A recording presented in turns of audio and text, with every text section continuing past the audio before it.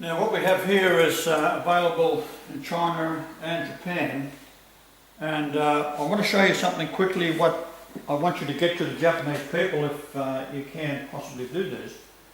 And what we have then is I've put two magnets together, and that particular type magnet there with the hole in it is much better because you want to be able to take two magnets.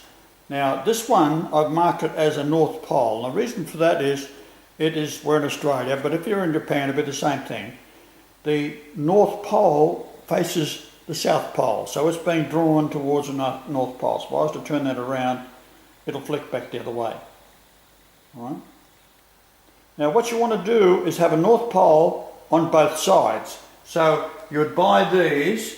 Now let us assume that's a North Pole there and that's a North Pole there, so the South Pole is on this side. You take that and you turn it over, well, it's just two of them, put a screw through it, and a brass screw preferably, but it doesn't really matter, and pull them together because they're trying to repel, and then you wear them around your neck in a silver chain.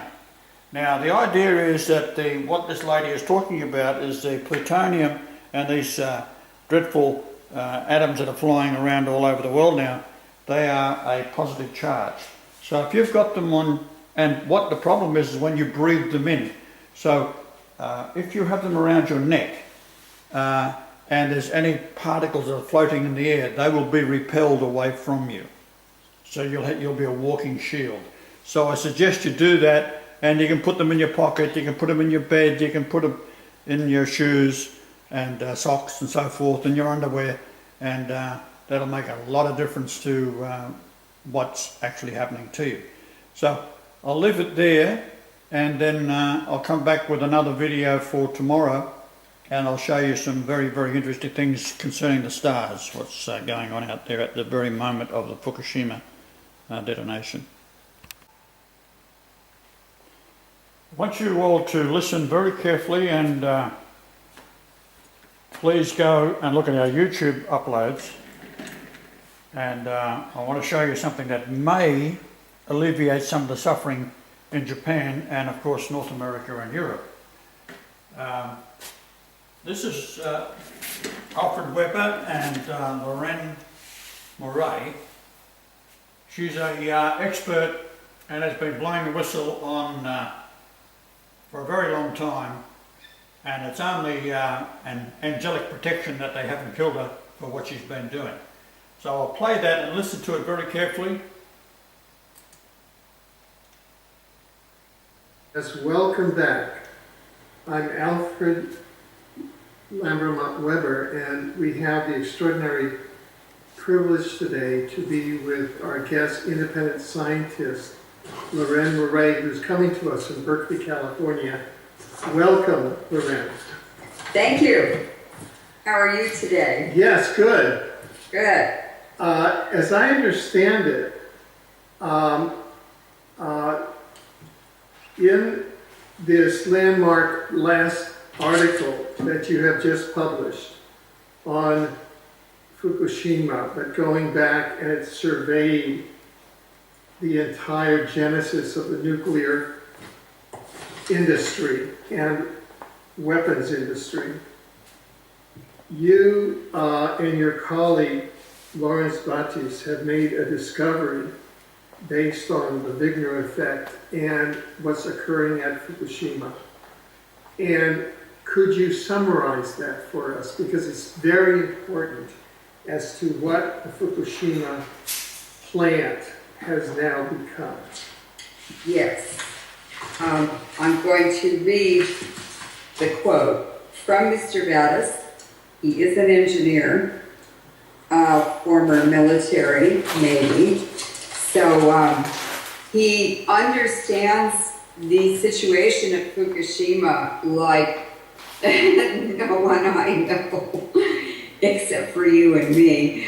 But what he called it is, he said the Fukushima is a breeder reactor now for black dust. And he says, quote, "The Fukushima nuclear disaster has created a breeder reactor for the black dust that has been rendered in a fully and optimally weaponized condition. Now, this black dust is very radioactive. Fukushima Daiichi is now a full production facility for a highly weaponized particulate product and optimally weaponized condition. Oh, I screwed it up. Let me start. Okay. The Fukushima nuclear disaster has created a breeder reactor for the black dust that has been rendered in a fully and optimally weaponized condition. Fukushima Daiichi is now a full production facility for a highly weaponized particulate product and optimally weaponized particulate product. I doubt if you will ever find anything better to render death to an enemy than Wigner dust. Fukushima is an industrial plant for creating the dust, the worst weaponized powder ever created, Wigner dust with one exception: radioactive nanoparticles. And the process of making this dust is enough to kill the entire planet, much less the continuous dust releases for thousands of years. Well, that's a lot, and it's a very depressing thought.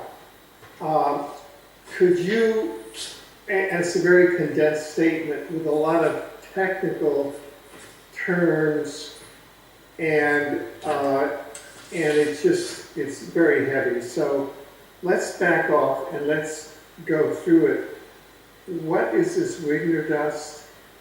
What does it mean? What has happened? All that we know is that we've had a lot of stuff going on around reactor number 4.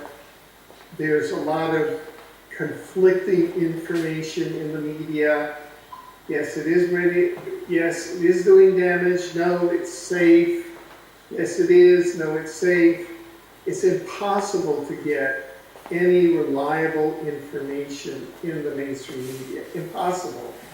And it's impossible to really understand what's going on. And it's impossible to understand what's really happening at the plant there. So could you really translate what you just said into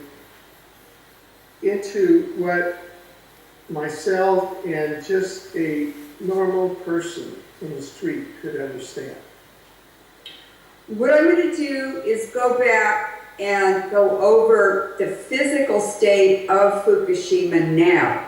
What happened in the past is past, but the condition of the plant now is going to add additional radiation to our lives and our bodies, and it's transforming the entire planet, the whole global community, the international financial institutions. There is nothing that it is not touching. So I'm also going to give reliable sources. I've been on 20 speaking tours of Japan between the year 2000 and 2010. I spoke and consulted and advised members of the Japanese parliament. I did many press conferences all over Japan with all of the newspapers and media sources. I did 20 speaking tours all over the country. I've been in the nuclear power plants. I've met with TEPCO. I even took Dr. Ernest Sternglass on a 1-month speaking tour in about 2005. And so I know these sources are reliable, and I will be quoting the sources. People can read the paper. There are 100 references. They can go to the original material. This is an an education effort to educate the public, the Japanese, the media, whoever is listening. But I know the information is good.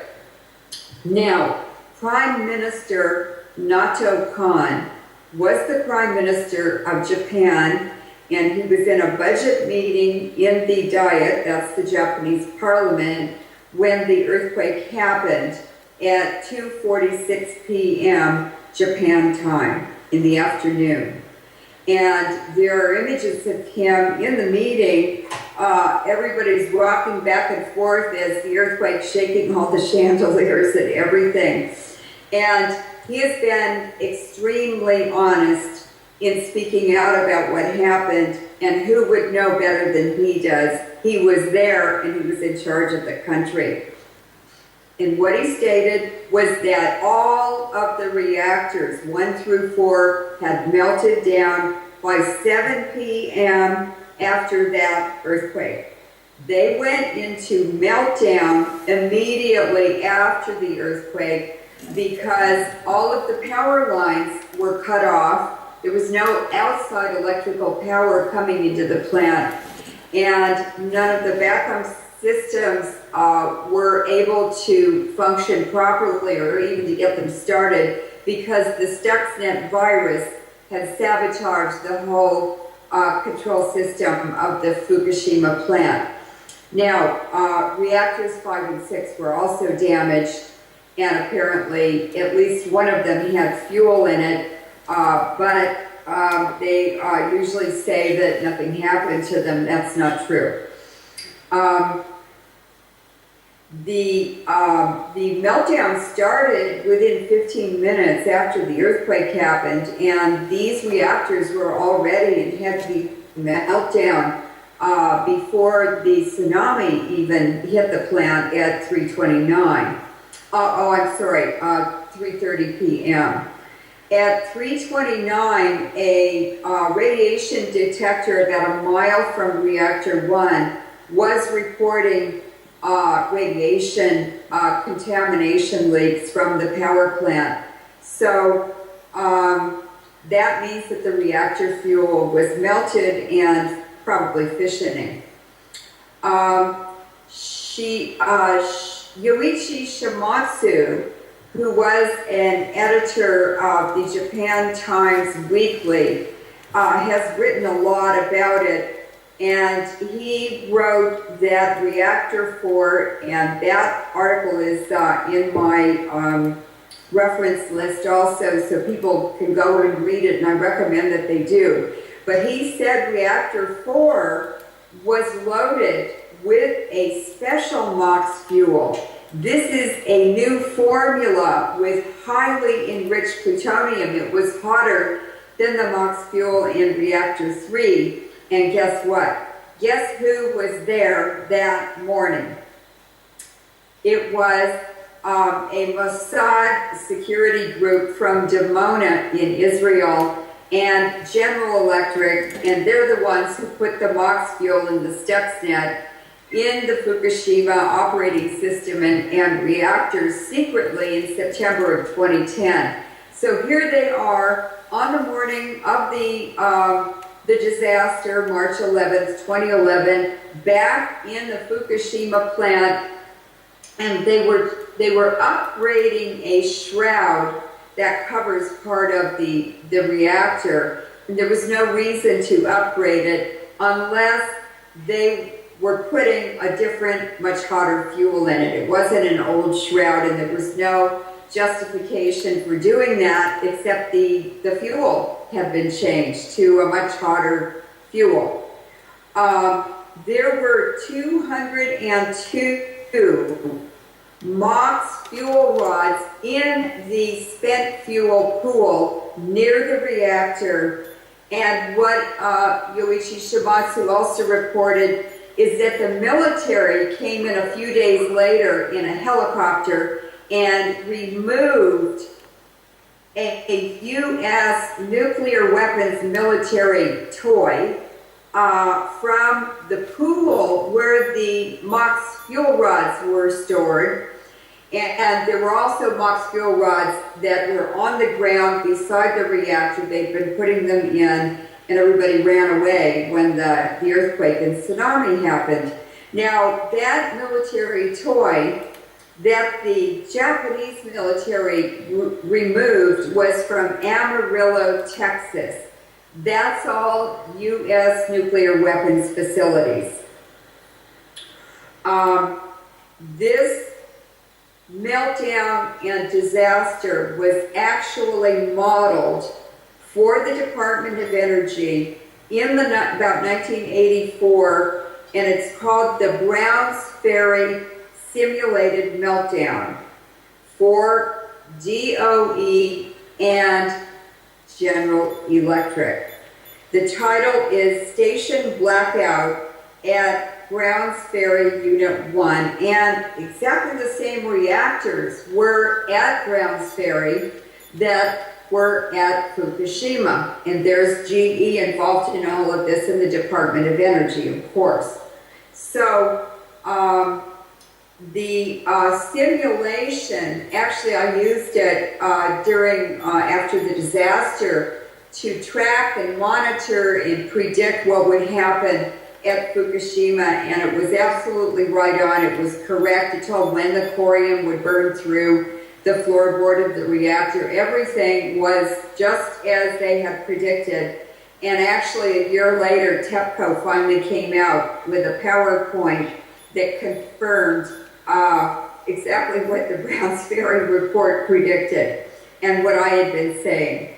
So the Japanese Parliament commissioned an independent committee to investigate and make an independent report on the Fukushima disaster, and they concluded that Reactor 3 and the spent fuel pool in Unit 4 the MOX had gone into meltdown. And there were even more meltdowns in mid-March, March 21st to 22nd. Takasaka, the Comprehensive Test Ban Treaty Station. These are independent, they're all over the world, they did the best reporting, but they measured levels of fission products that indicate multiple events were going on. There is a ratio of 2 xenon isotopes that they use all over the world to monitor for potential illegal nuclear weapons tests in the atmosphere. And all of these indicators were there, and we know from the radiation monitor mile from Unit 1 that we know that it was already leaking fission products. The Mainichi Shimbun newspaper and TEPCO themselves finally admitted that the reactor 4 pool had 202 fresh MOX fuel rods in it, and of course, that's what melted and continued melting over the weeks ahead. Now, Kei Sugaoka is a friend of mine. He's a GE inspector, nuclear power plant inspector. He's worked all over the world, and he actually went to the governor of Fukushima Prefecture in 2002, I believe, or 2000, and he warned him that they were putting MOX fuel in these reactors and that it was very unstable and dangerous, and because it has plutonium in it. And the governor passed a law that no MOX fuel could ever be used in any reactors in Fukushima Prefecture. So what GE and the Dimona Mossad security group did was completely illegal. The unirradiated rods, scientists have made statements, in the pool, if there's a fire and a meltdown, the plutonium goes into a very dangerous phase where it releases pulsed neutrons, very, very powerful bursts that can go a very long distance. Now, ABC News Australia reported that four nuclear power plants near Fukushima had been damaged. And that was Fukushima Daiichi, the one we're talking about, where the disaster happened. Fukushima Daini, which is only 10 kilometers, 6 miles away to the south. Onagawa to the north of Fukushima, and Tokai Daini, number 2. I heard, because I had Japanese staying here who translated all the news, Japanese news, they told me that at least 7 reactors in Japan had been damaged by the Fukushima earthquake. Now, Russian scientists have now published a landmark scientific paper titled The Fukushima Plutonium Effect. So this puts the Fukushima disaster and the neutron pulsing on the map in terms of the scientific community. It was a new phenomenon. It's different from Sam Cohen's neutron bomb. He invented it. It's different from the China neutron bomb, which they detonated a few years ago. I have photographs of it. And it's different from the U.S. neutron mini nukes. They're called fourth generation nuclear weapons. And they're using these all over the battlefields. They're launched from howitzers for big heavy artillery. And this is having the effect of leaving the infrastructure there. We know from bomb crater analyses from the attack on Lebanon by Israel that U.S. bombs were used. They were transported to Israel. They had the neutron bomb inside the depleted uranium bunker buster, 2 nuclear wars in one bomb. And what happens is the infrastructure is left untouched, but the neutrons have exactly what the Wigner effect has. These neutrons pass through human bodies. They cause radiation-related illnesses and sickness and long lingering death. And so it's really an attack on the civilian population without having the radiation fingerprint. They are radioactive, the bomb craters, for about 2 weeks. New York City, the deuterium and tritium fingerprint was found in the aerosolized dust and everything collected around New York City for 5 months. And the scientist who was asked informally to monitor 9/11 from a rooftop a mile away with his specialized equipment. His name is Dr. Cahill from UC Davis. He's an expert on atmospheric pollution. And he took his equipment, but he was not asked to do it until that 2-week period was over when there was evidence of radioactivity. After 2 weeks, it's called neutron activation. The radiation disappears, and it just looks like a normal bomb crater. So this is a very different nuclear weapon. It's using a nuclear power plant as a pulsed neutron weapon source. And it certainly probably damaged those other 3 reactors around Fukushima and could have damaged more. But also it bombarded the whole population within hundreds of miles. And the USS Ronald Reagan big aircraft carrier was 2.5 miles offshore from the Fukushima plant when it blew up. And the Navy certainly knew it was going to blow up. They had radiation monitors that said it was leaking, and yet they sat there until Fukushima blew up. So the whole aircraft carrier and everybody on it was exposed to radiation. The planes were all contaminated.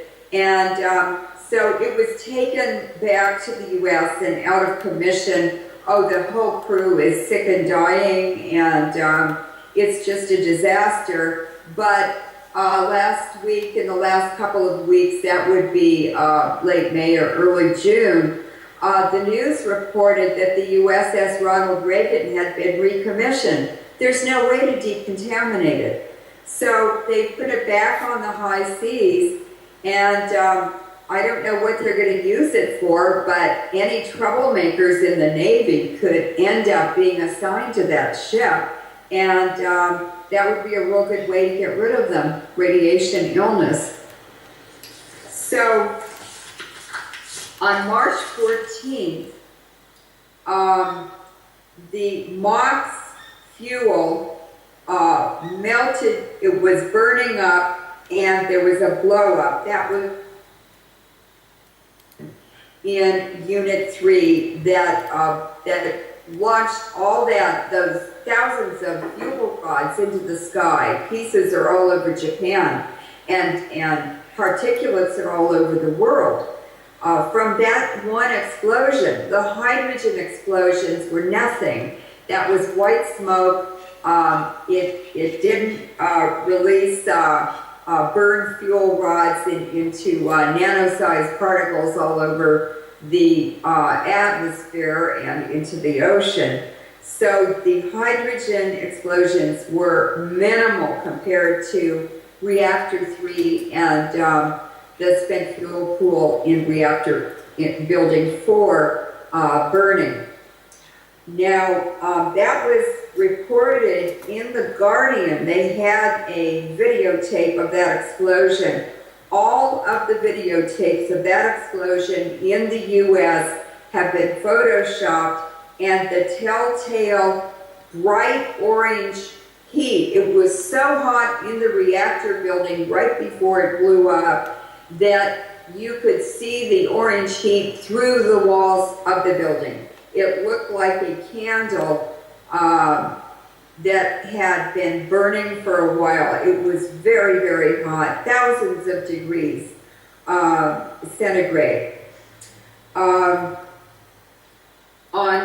July 2011, Alfred, if you remember, all agencies, official agencies, government agencies, and even the Independent Comprehensive Test Ban Treaty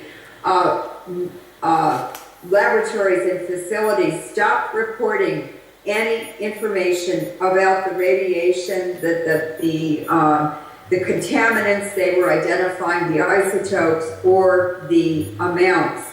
But if you look at the increase in death rates, if you look at infant mortality, if you look at the releases that were reported before they stopped reporting in July 2011, you can see these spikes, and each of those spikes is another criticality event or spent fuel rods burning in the dry pools. All of those pools were damaged by the earthquake. And they were damaged, I want to emphasize, before the tsunami. TEPCO wants to blame everything on the tsunami. That's so they can do more of these disasters and accidents. But the whole nuclear industry is a gigantic booby trap in every way to poison the global population.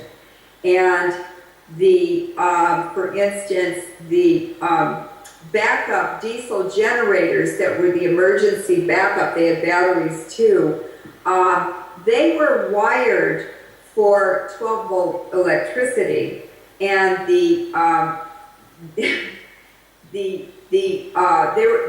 the wrong voltage on the backup diesel generators for the reactors. So you can't run a diesel generating backup unless you have the right compatible voltage as the reactor. But there were many other things. For instance, the pad that the whole plant is sitting on was 35 meters high. It never would have, that accident never would have happened. The tsunami wouldn't have hit it. The um, earthquake wouldn't have damaged it so much because it was on landfill, but it was cut down to, I think, 10 meters off the ground for the platform, and it was landfill. So it just undermined the safety. It sabotaged the safety of the plant. There were lots of other things too. So by July of 2013, all this huge steam and fog and mist was suddenly being reported in newspapers and media all over the world, covering the whole lagoon, the open ocean there in front of the nuclear power plant. And that indicated that the molten fuel that dripped out of the reactors and burned through the floorboard of the plant and formed these big blobs underground that are called elephant's feet from Chernobyl. It means that had melted down and then followed the geologic structure subsurface to follow the path of least resistance to the lagoon. And that corium is so hot, it's continuing to fission, that it started boiling the water in the lagoon offshore from Fukushima. That was reported by NHK. There are photos. There's a photo also in the article that we posted. So, do you have some questions? Well, I'm still working on the original question, which has to do exactly what is this breeder reactor that the Fukushima facility has now become. What do we mean by a breeder reactor? What is this Wigner dust? What does that affect? Is this being carried worldwide? What are the impacts of that? Yes. I mean, this raises a whole new series of questions, and so Yes. I'm still working on that. I mean, it's very useful, all of this background that you're giving. So Right. that is still what I'm working on. Okay, so, well, let's just ask one question. Who did it? The Tromsø, Norway HARP facility in Norway is owned by a supranational consortium of countries, and it's called ISCAT, E-I-S-C-A-T. So it's owned by Britain, Norway, Sweden, Finland, Germany, Japan, and China. And that basically is the bankers. And they are transforming the global economy they're taking down the Western economy. Fukushima is part of the methodology in order to build up, to pump the middle space, which is China and Russia, for a new global economy. So they have to break down the existing one, and that just happens to be us, unfortunately. So now we're going to talk about, I just wanted to mention the hydrovolcanic nuclear explosions. These are underground. They were predicted, and they started in December 2013. They're releasing radiation too. But let's go to the black dust. This is high temperature MOX fuel particulates and nanoparticles, and why they're toxic and how they're toxic. And they're quite different. The particulates that are being formed by the Wigner effect are, that's caused by bombardment of particularly metals by neutrons or any of the energy from the nucleus, gamma rays, alpha particles, beta particles, X-rays. All of those come out of the nucleus of radioactive isotopes.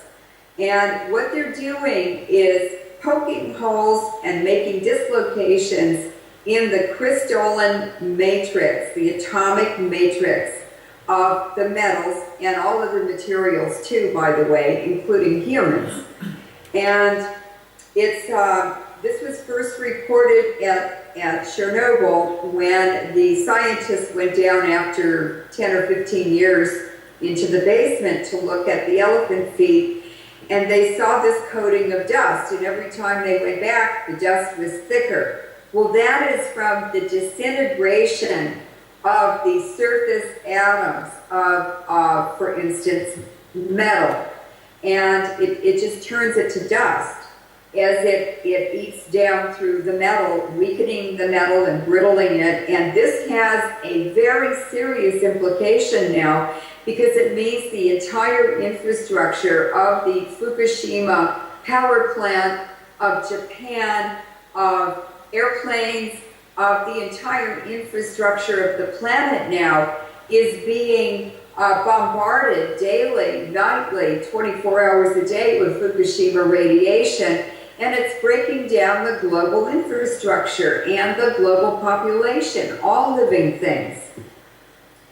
Now, That's what you call the Wigner effect. yeah, that's the Wigner effect. Okay, the effect of radiation on matter. Yes. Okay. And so it is creating particulates, dust, particles that are highly mobile.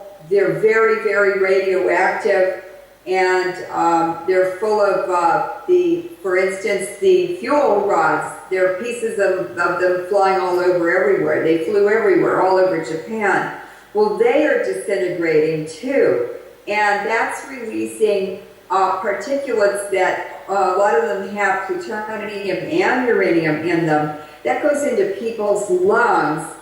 And I can tell you that by 1963, at the end of nuclear bomb testing, atmospheric testing, compared to lung cancer rates in England from 1850 to 1860, before man-made radiation existed, lung cancer has increased by 1963 in Hawaii 17,000%. That's from nuclear technologies. And that's called a pathway cancer. So we're going to see huge increases in pancreatic cancer, lung cancer, mouth cancer, throat cancer, tongue cancer, stomach cancer, colon cancer, all of the areas in the body, the organs that are the kidney cancer, that anything carrying food or liquids through the body is going to be damaging the pathway organs and pathways through the body first. And that also, cesium has a horrific effect on the heart. So we have a planet of death and illnesses that is increasing every day. And I don't know what the answer is, but I know that doctors in Japan, yes. No, go ahead. I didn't mean to. I know that doctors in Japan, in the Fukushima area, put their patients and their families on a macrobiotic diet. It's brown rice, miso, umaibashi, which is salty plum paste. You can buy that in a Japanese store, salty plum paste. And tsukomori, which is pickled vegetables and fruit too, done the traditional Japanese way. And I actually make it in my refrigerator. I buy a little jar or container of probiotic sauerkraut, and then I just pour the juice off, and I use that to start the probiotic process. Now, the doctors who have used that in the Fukushima area report that their families are healthy and their workers are healthy, but anyone on a Western diet is sick, dying, or dead already, just 3 years after the disaster. Now, this is what I was going to intervene with. Do we have any public health data, or is there any data at all that's existing now, or patterns that are coming in, that we can say that there's an increase in mortality or deaths or cancers or impacts of that we could say are attributable to Fukushima at all? Yes, very, very, very good data. It's from the Centers for Disease Control. That's a U.S. official reporting agency. Every county in the U.S. reports to that agency once a week. That's what he used, and you can bet they cheat on what they're reporting, because they do. They're trying to protect the government. But Robert Soltysik, we call him Bobby One, is a statistician, a very good statistician, and he works a lot with epidemiologists. So he spent months crunching the data from the Centers for Disease Control. And by the end of the year 2011, he had calculated, using CDC data, that, with their numbers, it came out to be 53,000 Americans had already died. These are unexplained death rates that increase, and there's no explanation for them, because you look at the last 3 or 6 years, and if you see a steady trend, you know that a huge step increase suddenly in a few months or less than a year is got to be an environmental cause, since it's all over the United States. So he has a website called optimalprediction.com, and he estimates, actually, he said the CDC data isn't that good, and he did not include children, babies, newborns, or spontaneous abortions. I also want to mention the embryos within the first 2 or 3 weeks after conception. Even from low-level radiation exposure, in my studies, 80% of the embryos die from any radiation exposure. Very, very low. It just kills them. So I said, Bobby, I think at least 100,000 die if you include children and newborns and everything. He said, well, I would say it's 100,000 just because of the way the CDC reports their data and everything. It's very conservative. He said, I would estimate at least 100,000 had died, and that is not including the children, babies, and the pre-birth babies that are still in utero. So they did report on May 6, 2014, in Norway, there's a scientific publication reporting that hot particles from uranium, plutonium, spent fuel were trapped in air filters April 1st to 4th, 2011. And the scientists concluded that this is radiation from the burning or the burning of melted spent fuel and the reactors, the fuel in the reactors. And they said it did not come to Norway across Asia. It came to Norway over the Canadian Arctic or through Canada and the United States. And that would be air masses, the jet stream, whatever.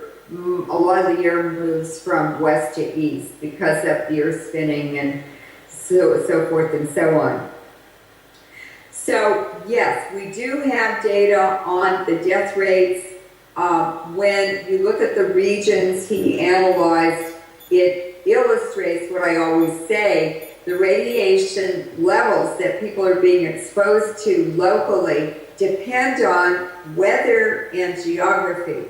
And just because you're on the East Coast or in Florida or Canada, in Halifax or whatever, doesn't mean that you're safe. The radiation levels were even higher in one city in Florida and in Pittsburgh than they were out here in California.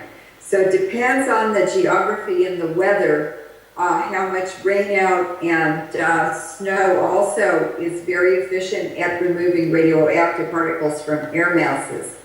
Now, we have autoradiographs from Japan showing these hot particles in tree twigs and leaves. We have autoradiograph from soil from a temple in northern Japan, and an autoradiograph, a very famous one by Dr. Mori, of a bird. He laid it on this special radiation sensitive paper. Sometimes you have to leave it there for a month.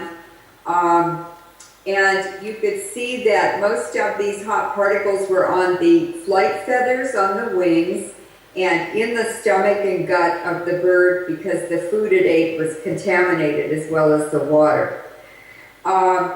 They have also been reported from individual events in all over the United States, Canada, Europe, Australia. This stuff is all over the place, and it's completely mixed in the whole global atmosphere in 1 year. We have a photograph, scanning electron microscope photo of depleted uranium particulates. That was from 1979. That's in my report. And people can see what they look like. They're little tiny round hollow spheres. And what happens is when the temperatures are 3,000 to 5,000 degrees centigrade, or even 2,000, the metal, these radioactive metals, they vaporize and they form a gas. And then as the cold air around them moves in and chills them, they form hollow round spheres that float in air currents and stay suspended all over the world. And then you have a whole lot more of them are produced per kilogram of spent fuel because they're hollow inside. So it's a huge multiplier effect, and the chemistry happens on the surface of these particulates. Nanoparticles are much smaller, and you can't even see them under a special scanning electron microscope. They're so tiny. They're 1/10 of a micron or smaller in diameter. And they have 3 very, very, very toxic effects. One is the chemical effect. Uranium, for instance, is a hormone and estrogen disruptor. It can sterilize, it can cause endometriosis, it's feminizing men and masculinizing women because it's disturbing the hormones and the hormonal balance. And then the radiation effect, that's the alpha particle or beta particle and gamma or X-rays that are released from the nucleus of the radioactive atom. And they each have a different pathway, a different energy, and a different effect. The most devastating effect of nanoparticles, and the Fukushima plant is producing huge volumes of nanoparticles because the heat is so high. And that effect is called the catalytic or enzyme effect, non-specific catalyst, non-specific enzyme. And those are carried in the cholesterol and lipids in the blood. They go right into the cells, and in a cell, it's a syncopated dance, so that there are specific steps. Each one is turned on or off with a very specific enzyme or catalyst that the body makes and releases. And these nanoparticles are non-specific, so they go in like throwing wild cards or fairy dust, toxic fairy dust, into the cell, and they cause all kinds of dysfunction because things are turning on and off, and it'd be like letting a whole bunch of small kids in a room with light switches all over the room, and they'd be turning them on and off, and making the room really crazy with the light. Well, that's what the nanoparticles do in the cell. Now, let me ask you, because we're moving along in this segment. We've discussed, and you've written about, that the purpose of this Fukushima, let's call it weapon of mass destruction, is an intentional depopulation and ecocidal mission to depopulate the planet, to reduce the population, and that even the weather warfare capabilities of HAARP are used to move the radiation around intentionally. Could you talk about that with more precision and link it in with the recent discoveries that you've made with this new Wigner effect, and give us more of a sense of the dynamics of how these controllers have been using Fukushima as a weapon of mass destruction in a way that neither the media, so that the media and the world population are not aware of what's happening. They're not allowed to talk about it either. Yeah. General Electric and Westinghouse own ABC and NBC. So the media is controlled by them. The corporations control them. It's a huge cover-up. But let's go back to Oak Ridge Nuclear Weapons Lab in Tennessee. This is kind of where it started. And it's where a scientist named Dr. Wigner came in around World War II from the Vienna School. He was part of the sort of the Habsburg territories, the Austro-Hungarian Empire, the Holy Roman Empire before that. And this is where many of these scientists came from who are involved in these depopulation programs. Edward Teller, for instance, came from Hungary. He had a Rockefeller fellowship before he was a grad student in Hungary when he got that. And he came through Niels Bohr's lab in Copenhagen and got a helicopter ride into Washington, D.C. Okay, Edward Teller ended up being called Dr. Strangelove for very good reasons. He loved bombs, he loved the hydrogen bomb, he loved destroying people and things. Basically, he was a psychopath. And he's the one who came up with a plan to dump the fluoride from the uranium enrichment process and depleted uranium into the U.S. public drinking supply.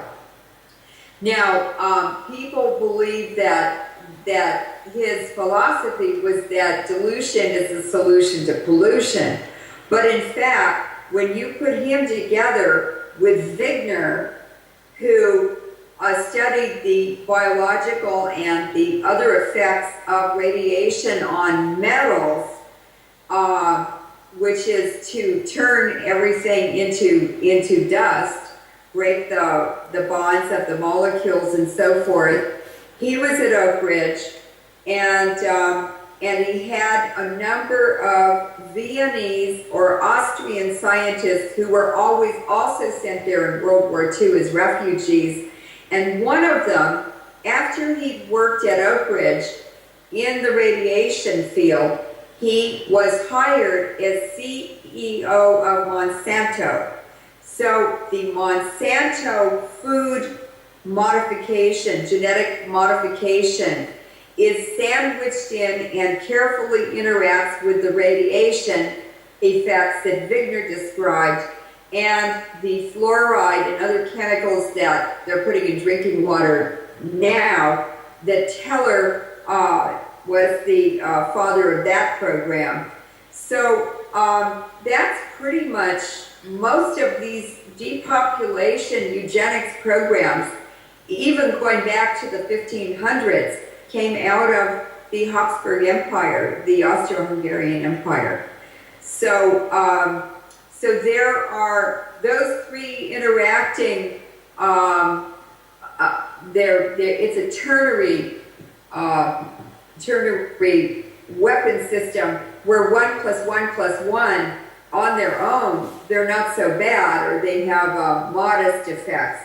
But when you put them together and people are ingesting those and inhaling them and everything, there's a huge multiplier effect, so you can use less and get a higher kill rate.